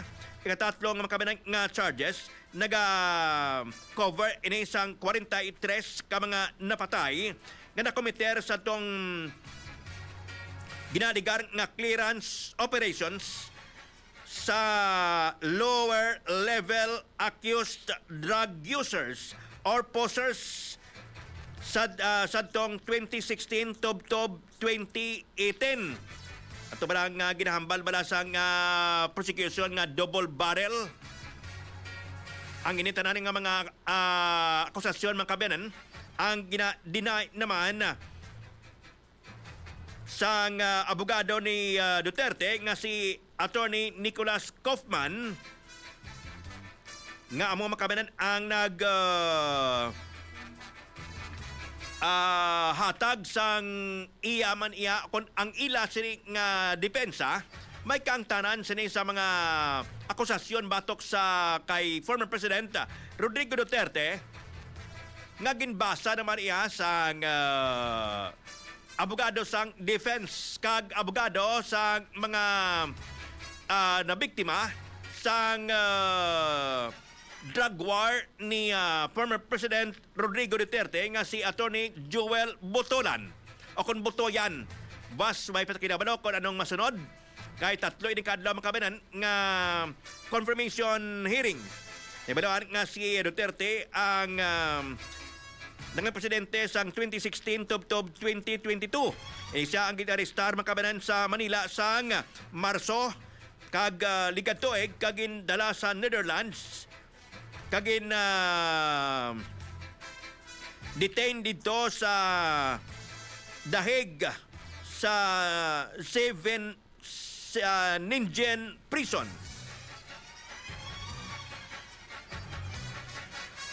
Ginsundan ni makabanan sa initial hearing, 3 ka adlaw ang nakaligad paagi sa videolenka.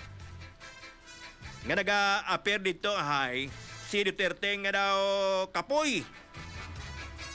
Sa sulat nga ginpadala makabanan sa ICC Court sa tong Martes, si Duterte ang nagapabilin nga defiant kag wala nga pahayag wala niya ginadekognisar ang jurisdiction sa ICC Court. Kag iya pa ginapabugal ang iya sini nga ginbilin nga legacy sa Pilipinas ng hambal ni Attorney Kaufman nga ti ginimplementar lang ni President Duterte ang law and order sa Pilipinas. Kaginadigar makabilang kinpayag sa presidente nga muna kon nga wala yung ginarikognisar ang jurisdiction sang ICC bawal kuno sang 2019 nagbiya na iya ang Pilipinas sa International Criminal Court jurisdiction kag ining mga gina aligar nga kaso sa iya sagtong 2011 Tubtob 2019. Ang oras din makabanan sa XFM Radio Patrol ILOILO. Headshot alas 8:40 na. Now, direct kita makabanan sa mga payag sang defense ilabalik kay Attorney Kaufman. Now, pareho ba sang nambal ta naman kabanan nga una pa lang ining adlaw, no? Una pa lang ining adlaw sang confirmation hearing, may takay balo kung ano naman bas ang matabo. Kay ginapangitaan ni Attorney Kaufman sa ebidensya ining mga ginalegar makabanan nga may kinabtanan si President Rodrigo Duterte sining mga napatay base iya sa iyang away kontra druga. Tiyambal ni Kaufman sa diin ng ebidensya. Amo nang ginapangita niya din ebidensya tapos sambal ni Attorney Kaufman sining niya ining mga ginabasa sining niya sang prosekusyon. Ilabadagay ka Attorney Butoyan sining niya nga mga press statement o kon ang articles sa media makabig namon sining iya nga exonerated ina o kon gin pasubrahan, gin hindi insakto. Magipresentar siya nga write-up nga kuno nagmando si former President Rodrigo Duterte sa pamatay sa mga drug pushers involved sa illegal drugs. Magipresentar si Kaufman nga insakto, amo to kuno insakto yang statement sang presidente nga ginahambala niya ang LGU nga maghimo sa ilang papel. May kaangtanan dire, hindi nga personal sa iya nga naghambal nga pamasyon ang mga drug pushers.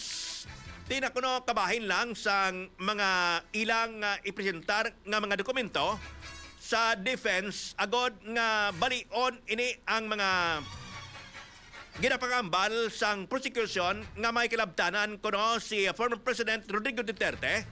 Nagmando siya sa pagpamatay sa mga involved sa illegal drugs sa Pilipinas sang timpo nga nagapungko siya nga presidente mga kabanan. Pinitik pa ni Kaufman ang ICC. Siling Attorney Kaufman, ining illegal drugs siling niya nga issue bisan diin ka lang siya nga bahin sa kalibutan nangin problema ini. Pagkatapos siling niya sa tong timpo siling niya ni President Duterte na nagkakadagan nga ni kuno ang illegal drugs sa Pilipinas. Sinyati subong kay nagpungko sa niya si President Ferdinand Marcos Jr. Nagbalik naman sila matamat sila balik ang mga illegalista ining mga drug pusher naga-involve sa illegal drugs where kamo nga taga ICC. Pinitik niya pa ang taga ICC mga katropa. Ti boss may ara pa. Ano bala ini ang ginatawag nga confirmation of charges sa Rambal at Makabanan? Ini kabahin lang sa ginatawag ini Makabanan nga sa bahay niya sang diri sa ato nabis Pilipinas, no? Pamalang ini ari pa lang sa level sang Fiskaliya. I-determine sang Fiskaliya ang probable cause kung makitaan din makabanan base sa presentar nga ebidensya ang ICC judge ilan man ini nga basihan ang ipresentar nga mga ebidensya iya sang defense kag ang iya ka prosecution. So after sinis ang 3 ka adlaw hulaton naton ang 2 ka bulan kag diri makabanan nga makapagwa sa ila desisyon ang ICC o kon ang International Criminal Court judges kon bala i-sustain nila ang akusasyon batok kay former President Rodrigo Duterte for trial na mga katropa. Wala gid kita magsala makabalan nga hambal ginaton nga ining mga statement sang presidente isa ini sa mga gamiton nga mga ebidensya habak kontra sa yati nagsala na kita balagid. Now, ang pamangkot dire kung may ara bala man kabanan nga hambal may physical evidence bala nga magahambal magangtanan sa mga akusasyon batok kay former President Rodrigo Duterte ng pamangkot sa subong sini mga tinion. Agod nga i-confirm ini ang mga ebidensya nga gipresentar sa ato niya ako sang mga miyembro sang prosecution mga katropa. Kati si Atty. Kaufman kapangita sa sang ebidensya mo. Siya, where is your evidence? Inoto na ginaya, no? Kahit natagsa ka mga hearing, may mga ebidensya ginayang ginapangita. Agod nga i-confirm ining mga charges against sa isa ka tao.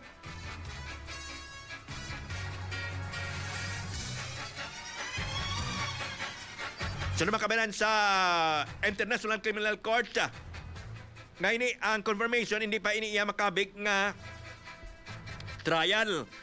The purpose of this confirmation of charges hearing is to determine whether there is sufficient evidence to establish substantial grounds to believe that the suspect in this case, Mr. Duterte, committed each of the crimes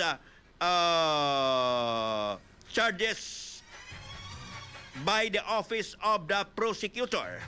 Within 60 calendar days after the end of the confirmation of charges hearing, the ICC judges will make a decision on whether or not to confirm all or any of charges brought against Mr. Duterte by the prosecutor. If one or more charges are confirmed, the suspect is then considered an accused and the case is committed for trial before the trial chamber. The confirmation of charges hearing in the case referred to as the Duterte case is scheduled subong adlaw bas kag 26 and 27. So apat ka di kadlaw ni no. So balantayan ni makabaling kay tigil ng taon naton. Base iya sa ICC nga within 60 days, calendar days, after the end of confirmation charges hearing, the ICC judges will make a decision on whether or not to confirm all or any the charges brought against Mr. Duterte. Now, ari ang word kayong gamit. To confirm all or any of the charges brought against Mr. Duterte by the prosecutor. Bota ba nun? Pwede bilog. O di, 3 ka charges na siya.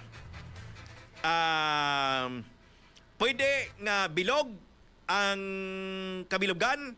Halin sang mayor siya. Hasta nagpungkol sa presidente. Nga ginaligan makabanan, may kilabtanan siya sa nang kalapatay sila nga mga tao nga ginaligar nga may kilabtanan sa illegal drugs. Pwede nga isa, pwede tanan. So, manang balantayan kay ang hearing matapos pa ini makabanan ang confirmation hearing matapos pa ini iya sa February 27 sa sunod pa yang Biyernes. Now, anong matabo sini? Pagkatapos ang 27, hulato naman maisip naman dira sang 60 days. 2 bulan. Timag 60 days. Siguro diri ko day ma-start naman kita isip sa March ang 60 days din siya malakip na ang 27, 28. So mga kuha naman mga dira sa first week sang June. First week sang June, dira tanan na mabalaan kung ano naman ang desisyon sang ICC mga katropa. Kaya ito'y basahon naton, kung basahon naton ang ila sining nga primer sang ICC, ang ila establish amo ang substantial grounds to believe that the suspect, in this case Mr. Duterte, committed each of the crimes charged by the office of the prosecutor. Now, ano ang balaksihan? The confirmation charges hearing is not a trial. The purpose of the confirmation of charges hearing is to determine whether there is a sufficient evidence to establish sufficient evidence. Ang subject is sufficient evidence to establish substantial grounds. So, ang subject is sufficient evidence. Santo ini sa primer sang International Criminal Court. Sufficient evidence to establish substantial grounds. Ining mga ginpang submit bala mga kabinan nga mga ebidensya sang prosecution kasan-o siya mangin sufisyente nga ebidensya mano pamangkote. Kaya amo ni kay na ang ginatirada ni Attorney Kaufman. Where is the evidence? Said diin ang ebidensya nga may kilabtanan sa lingyang akon nga kliyente parte sa ginakusar sa iya nga crimes against humanity nga ginaaligar nga nagpamatay siya sa mga tao. May kaangtanan sa drug war niya. Di ba na? So, when is evidence, amo nang hambal naton, was kag sa sunod, kag 27, balantani ko anong mga ebidensya nga ipresentar sa prosecution, agod ka ma-convince nila ang International Criminal Court, kaya bang gina-tirada, so gina-assail, so gina-assault ni Attorney Kaufman. Ito yung mga ginpangbasa ni Attorney Butoyan. Based on the articles, news articles, nga kuno nagkaligar pa si Attorney Kaufman, may nagpanihot. Agod ngay monopila kung gamiton nga ang ining mga statement nga ipagba sa media. May ginambal ya media, wala sa ginambal kung ano to basta media lang. Nga mo kung makabanan ang nagpanihot. May nagpanihot, agod i-exonerate ang mga news articles. Agod nga iguon si former President Rodrigo Duterte. Hinambal niya pa siya, may mga kwampas niya, may mga video pa siya nga mga ginpang post sila niya sa media. Nga may background pa sila niya ni James Bond. Bla. Ganda makakuha sa katensyon sa nagabasa. Kaya makakuha sa katensyon sang nagalantaw. Pinesunod kay Attorney Kaufman. Ang lead counsel ni Duterte mga katropa. Boss lang taon sanbay ka mag-apon din mga kabinan sa XFM. Kaya amon kamo dalaan sang dugang pagid ng informasyon kay boss balaan tagid ni kung anong mga dugang kay ebidensya. May takabalo ko ni allow sang ICC ning video conference sa mga tawo nga ginpang mensyon sang prosecution nga magahatag sang ilang nga testimonya. Kati ginambal nila nga ginambal sang prosecution nga kuno may bando kuno kay Presidente Duterte sa mga law enforcers, may hanap pa gani ko nga may ginbasa pa sa ganito si Atty. Butoyan nga nagabal ko ng presidente, sige, himuan nyo na. Ako bahala sa inyo, damo na balang kalimbaba niya. May mga reward system pa ko, no? Tini nga mga kabinan, kay may mga kausasyon ng mga reward system, may mga ano pa di. Sino ayhan ang posible nga pamatuod sini? May mga ara sila bala nga mga witnesses, nga mga membro ng DDS, nga ipresentar mga kabinan dito sa International Criminal Court, nga mag-ako, nga DDS ako, ginsugo ako. Nga patyon ang mga involved sa illegal drugs. Sa balantayan niya, may nabiling kita nga 3 kadlaw. So, tama, ini ka krusyal ang bus 24, 25, and 27. Tama na krusyal kaya dili kita makabalo sining kung anong sining agod nga bali o naman tong statement niya Tony Kaufman where is your evidence? Kaya ang primer sa ICC nagambaliwat to determine sufficient evidence. Sufficient, amo ng subject word. Sufficient evidence. Paano na nga tindugan karon sa prosecution? So, banda ka mga kabinan, diri sa aton sa XFM, kay dulungan ka mo namon sa blow by blow nga information. Para nga mabalanta kati ang hambal ni Atty. Kaufman, hindi lang ni Iyas Pilipinas ha. Kagabantay siling hearing subong worldwide siling niya. Itoon man. Kaya daw first time ini makabinan nga natabo nga pareho sila no kaya pinitik kay pagalit gina si ang ICC si ate subong kay nagbalik naman siling niya ang illegal drug trade pagpanaog ni digong siling niya sa Malacanang. Tanong ginimo sila sa ICC. Kasi bagay ito wala man ito reaksyon ng ang mga judges no, sa International Criminal Court, mga katropa. May gabi kay RB Chris Canceres, Idna Pora, Nyek Espinosa. May gabi niya ka, salamat kita. Hindi tayo mabasa inyong greetings kay Ma'am Hermiti, kay Pico Quintos. Ati, siyempre ginaplastar naton ang magtimbang nga bahin. Wala kita na diri, wala kita sa mga kilingan diri Pico Quintos. Kundi presentar tanay, wala, hindi kita bang panguna sa mga judges sa International Criminal Court.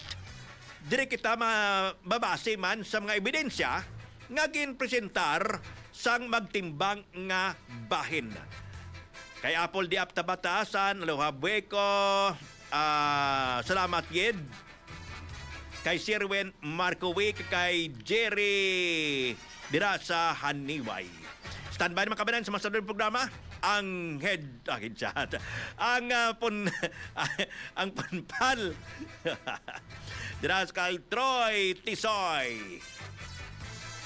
Para sa XFM 100.7 Radio Patrol Iloilo, ako si katropang Phoebe Boards Tibor Morales, XFM News. XFM. Mga katropa, exciting dito!